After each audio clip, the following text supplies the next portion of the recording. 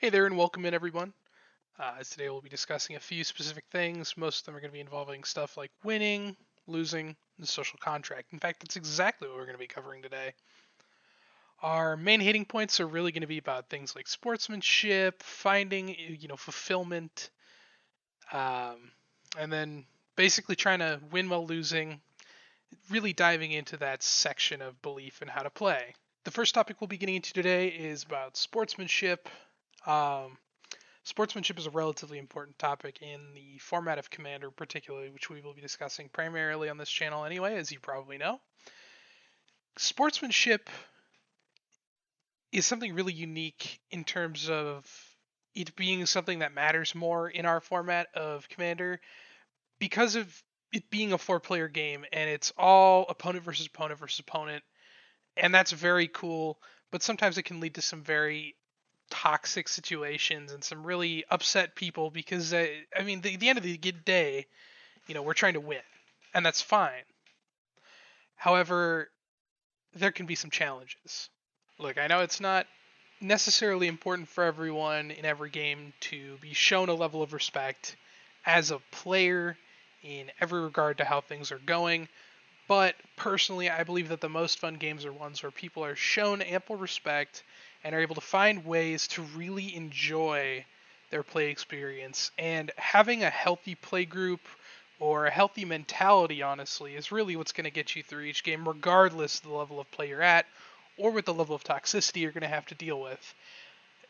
Really, this is going to come down to as well as deck building later on and how to mitigate dealing with these toxic strategies or targeting, anything like that.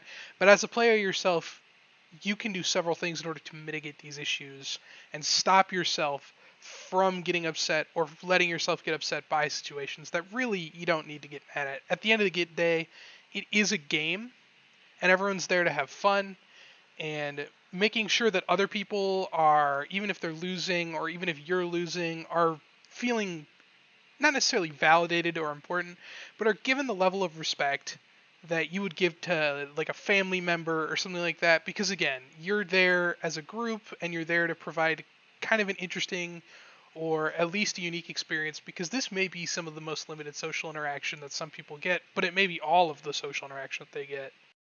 Finding ways to really enjoy yourself in a game of Magic or Commander, obviously, that don't involve you directly ending your opponent's lives or winning the game or, you know, whatever it may be, can actually be really beneficial, at least to your mental health. This is something I've experienced recently where you go into a game with a level of expectation that you won't win, and that's okay. But you also go into the game with an expectation that you have a different goal, right? Like, your goal is to find a way to provide yourself a win condition that don't necessarily involve winning the entire game of Magic. This is fine, as both ways to play are equally valid and usually just as interesting as each other. So pick whatever you need to do and just run with it. This moves into our first topic of really defining a win condition for yourself or defining a goal of a deck. And we'll get more into detail about defining a goal or a win condition or an outcome in a later video or podcast. And what this will really do is it will provide you with an answer to really all of the problems you're going to have. Particularly if you find yourself getting upset that you're not winning very often, it's setting yourself a goal to maybe do something like use a funny card, generate a high value engine of some variety, finding ways to stop your opponent, having lots of interaction. Any number of things may be your goal, and if that lines up with your way to win, great. And if not, that's perfectly okay. Making sure you have something to do is very important, because just passing the turn after doing really nothing is usually fairly irritating, and it's sometimes even upsetting. So making sure you're taking a pragmatic, haha, name drop approach to each particular game and to each particular deck, in making sure that you as a player will feel fulfilled and interested in the game you're in, will really help you in terms of becoming both a better winner and a better loser. Being a good winner is something that will really help attract people to playing with you again. Because being a good winner makes it fulfilling, not only in a game, to not really make your opponents upset, or not necessarily make them upset, but to create a fun atmosphere and maintain it, even if your opponents are getting their butts handed to them. And that's good. Like, some strategies involved in this are being respectful of your opponents. Victory lapping is really rude. That's just something to really be aware of in general. I think most people would agree. Being able to be aware of when maybe it's time for you to look to power down your strategy or allow your opponents to power up their strategies. Lots of communication is good, but over communication about what happened in a game can tend to lead to a lot of toxicity. And being able to say, wow, that was fun, getting a little excited about a play, whatever. But it's never okay to be that person who all they do is recap their victories over and over again to the person who was just subjected to that. That could be incredibly frustrating, at least to sit through, because not only are you really stealing a lot of time away from the game to be doing other things, or are really wasting everyone's mental strain on you wanting to victory lap, or whatever you'd like to call it, it just ends up creating a really unfun experience for everyone else around you. So being a good winner is being polite, respectful, getting excited about a play, sure, but trying to match the energy level at a table and making sure that if you win, you can say, all right, guys, that was a fun one. I really appreciate this. You can mention your opponent's decks and say things that were cool that they did and things you appreciated, and you can discuss the game if your opponents, if they're willing to play ball, but don't force it. Make sure you're reading the room a little bit and that you are able to come to a decisive conclusion about exactly how to respond in really this kind of situation of you being ahead or you being behind or you having won the game or you having lost the game. Now, being a good winner doesn't necessarily mean you're always going to be playing with good losers. Just like the last topic, being a good loser is akin to being a gracious winner. So, being a good loser involves accepting that you are going to be one of the 3 of 4 people who will not be winning a game of Commander, and that's completely okay.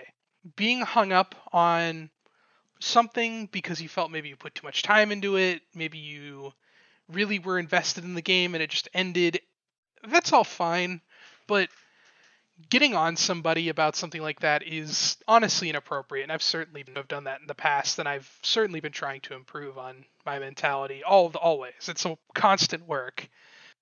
Learning how to be nice as someone who lost, or as someone who's actively behind, or not doing things in game that are incredibly relevant, is both frustrating and what feels like a massive waste of time, especially to the person who's having to do nothing.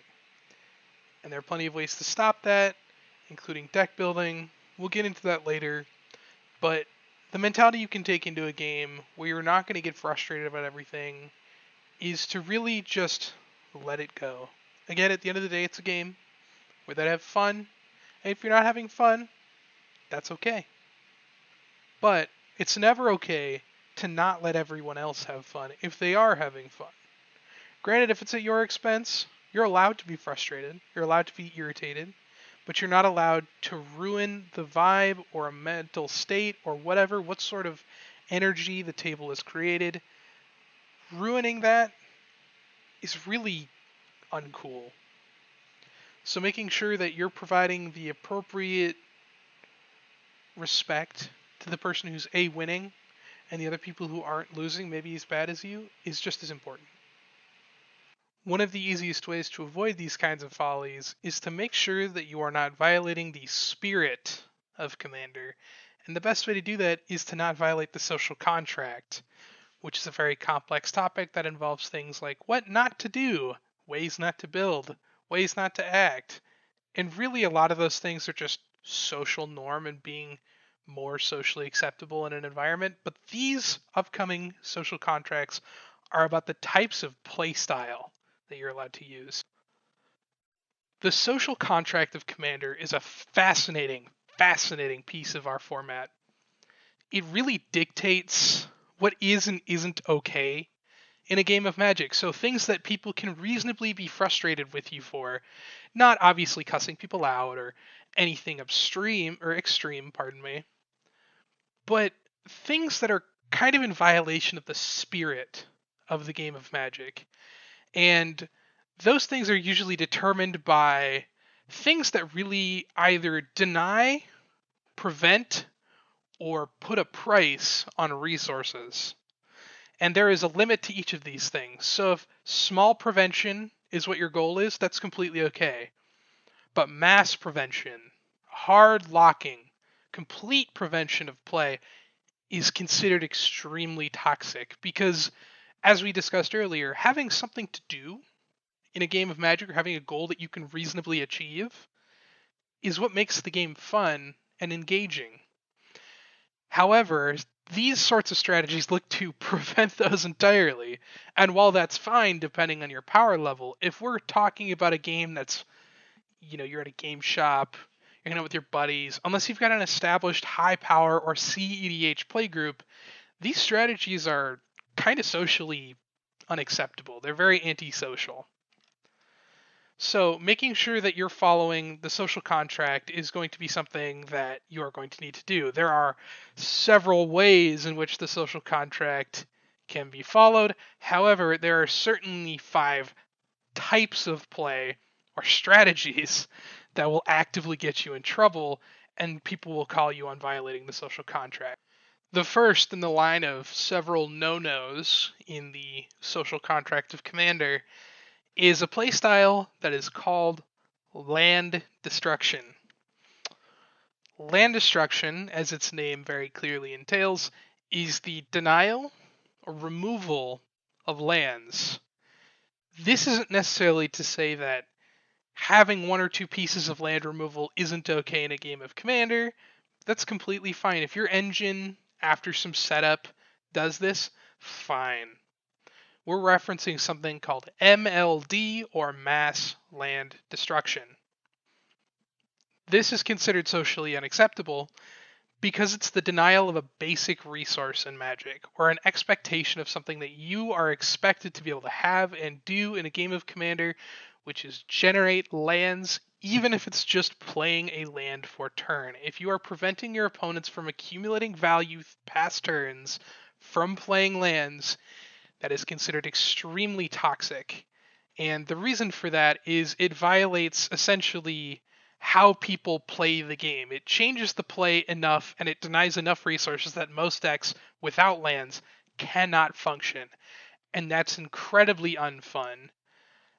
These kinds of effects do have a place as long as you are kind of playing them in a way that's going to win you the game within 1 or 2 turns.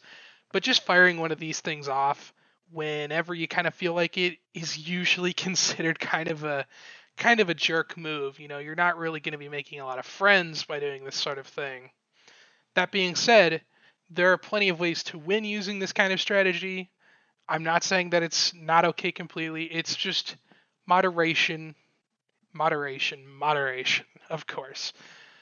Just make sure that when it's being done, it's advancing your strategy far enough ahead that there's a reasonable chance that either your opponents can't come back from such a thing or that you are winning the game.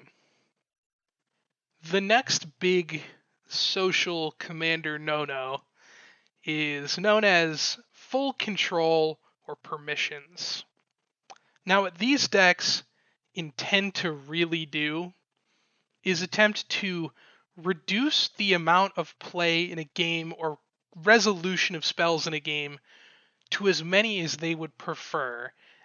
And there are a few decks, particularly in Commanders, that stand out that really attempt to do this. It's not as popular these days, at least in the metas and playgroups I've been playing on, but it was significantly popular for an incredibly long period of time. And permissions decks are trying to use counter magic to stop your opponents from making any reasonable progress inside of a game of Magic. Now, the reason this violates the social contract is A, it wastes a lot of time, like a lot of time. And B is that it makes it so you're denying not resources that you're innately expecting in a game like lands, you're denying resources that a card would provide. So your goal with a full control or a permissions deck is to prevent every single spell your opponents could possibly use to advance their board state towards a winning state as often as you humanly can. And that can be incredibly frustrating to sit through a game of that. And once they're finally out of gas, it's kind of whoever has anything left just wins.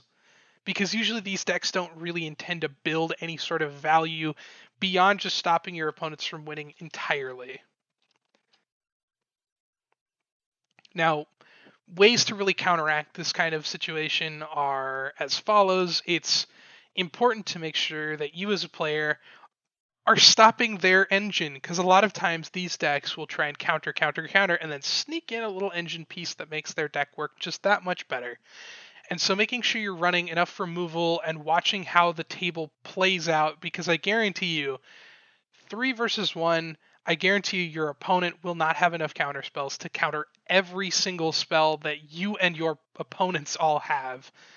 And creating a game state that is a 1v5 or 1v3, pardon me, is fine in these particular scenarios, because really you need to stop them from stopping everyone else, and allowing them to do what they're doing is not helping anyone but them. The next social no-no of Commander is called Stax. Now, there's a long history behind the name of Stax, but basically it's taxes. It's the taxation of effects. So there are a few notable cards that you may have played with or heard of. Mostly these are known as things like Rhystic Study, Linvala, Smothering Tithe, pardon me. Just a few particular cards that what they aim to do is they aim to increase the amount of mana or increase the amount of resources needed to do a basic game action. Like Rhystic Study makes your opponent's spells basically cost 1 more, or you get value. Same thing with Smothering Tithe. Every card costs 2 mana. And that is something that a lot of people see as, while not necessarily backbreaking to the point of, not really being able to play, it's incredibly frustrating and it takes up a huge amount of game time. Because sitting through a Rhystic Study player's would you like to pay 1 for that every single time a spell goes off can be incredibly annoying. Not to say that it's a bad card or that's a bad way to do it. It's just the people who take joy in really making people suffer through it is both funny and frustrating at the same time.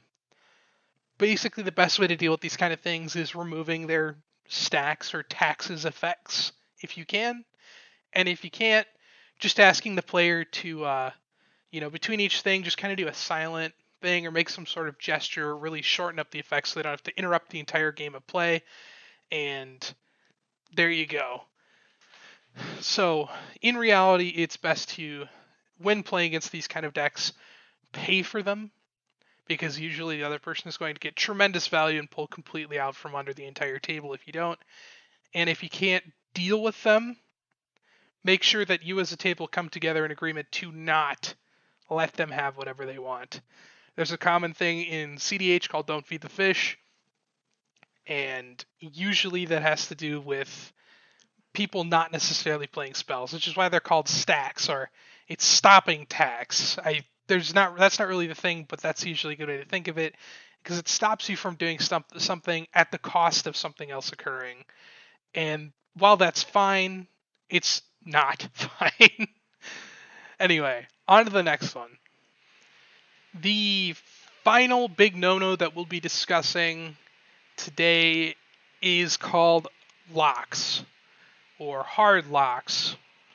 Now, these effects and these playstyles look to not just end the game, but basically prevent the game for everyone but the person who's playing them. A great example of this historically has been with the Creature Teferi and a card called Knowledge Pool. Now what this would do is it would say anytime a spell would be cast, you cast something else and resolve the other spell at instant speed. It's basically you throw something into the knowledge pool and something comes out of the player's choice who cast the spell. Teferi says your opponents can't cast spells at instant speed. And so now I think we see the problem of you not being able to cast any spells other than the person who's playing Teferi, which means they can play all of your spells in the knowledge pool and all the cards in their hand. And the way to get out of this lock is basically to have had a morph creature in play or have some sort of effect where you can discard to do something like Boseiju. But really, it's considered a hard lock because your opponents can no longer reasonably play the game, barring a few instances of very specific removal. And while this isn't the only example of any kind of hard lock, in fact there are several types where it's making spells unreasonably expensive to cast, it is making game actions cost so much it's not reasonable to pay the taxes on them. Basically, locks and taxes are very close to each other, and I really decided to split them up more out of consideration for how complex locks are compared to taxes and stacks. But basically, when something goes from being annoying or reasonable but expensive to unreasonable and impossible to potentially fulfill the conditions of paying for them or even getting through these conditions to play your spells, then you can accurately claim that no, this is a lock. And an example of this too would be some players playing Seedborn Muse and as some sort of counter spell with buyback. So you can reasonably say they're going to counter at least one spell a turn, and that spell's probably going to be the most important spell of maybe the 2 or 3 spells you're going to cast, and it will prevent you from ever advancing your board state beyond a specific point or the place that it's at currently. There are a few ways around this. They're very, very, very, very hard to come up with in the moment. And oftentimes, when someone presents a lock, they'll usually just go for a win, and that's completely okay. But if you're setting up a lock to set up a lock, don't. I don't know. It's funny. They're great. They're funny. Whatever. But really, these are going to cause your table to wish they could find the nearest telephone pole and duct tape you to it. So don't be that guy. Barring your playgroup being very understanding of exactly the situation that you are in, which is fine. Not to say that those playgroups don't exist. I'm certainly part of one of those playgroups that these kinds of things are fine and expected, whatever. That's great. However, if you are bringing this to a casual table, don't be surprised if people don't want to play with you again. You are, in fact, violating the social contract of Magic. But a partial lock is different than a full lock. So an example of a card of this would be like the Archon of Valor, I believe was what it's called. You can choose a card type among, I think, 3 card types and prevent entirely that spell type from being cast. Just as players can't cast this type. And partial locks are great. In fact, I would argue there needs to be more of them printed. But not full locks like the other one I mentioned of the Knowledge Pool Teferi. Those are incredibly frustrating, mostly just because you have to concede if you can't combat damage the player out of the game, or be able to do some sort of cheesy removal that's very specific. So, my advice would be, is that if you're going to use a partial lock or a quasi-lock, which is slightly different than a partial lock, a quasi-lock is more like Stax. That's kind of where I drew the line. A quasi-lock is saying you're putting a price on everything in the entire game, but then you're at Stax, and that's, that really doesn't make sense to really differentiate the two. So in total, the big picture, so to speak, what does this entirely mean, and what can we take away from this generally? Well, the first thing is that the social contract and why we talked about sportsmanship earlier are tied closely together, mostly because if you're violating the social contract, people may be a bad sport to you.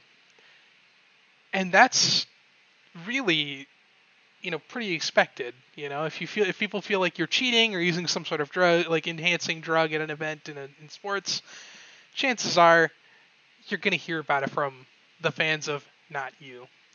But the social contract itself is a very interesting and unique part of our game, and it has to do with things that violate it being things that prevent basic expected game actions in Commander to really exist. And those things are things like drawing cards, casting spells, having graveyards, playing the game, things like that. These are all basic parts of Magic that usually, if you're playing at a fairly fun, casual, or even sometimes high power table, these are expected pieces of the game. And when you break these rules, you tend to make people annoyed. And that's why the social contract exists, is to try and prevent constant abuse of these types of mechanics. Now that we've discussed all that, however, the limits of the social contract are something that are interesting and kind of vary depending on playgroup to playgroup. But usually, having small amounts or partial versions of things that violate the social contract are completely okay.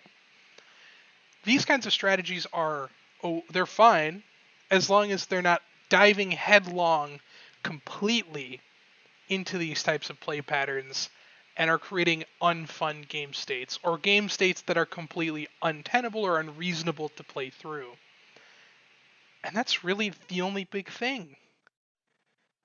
Well, I guess I'll talk to you guys later. It's been a pleasure. Stay pragmatic, everybody. Take it easy.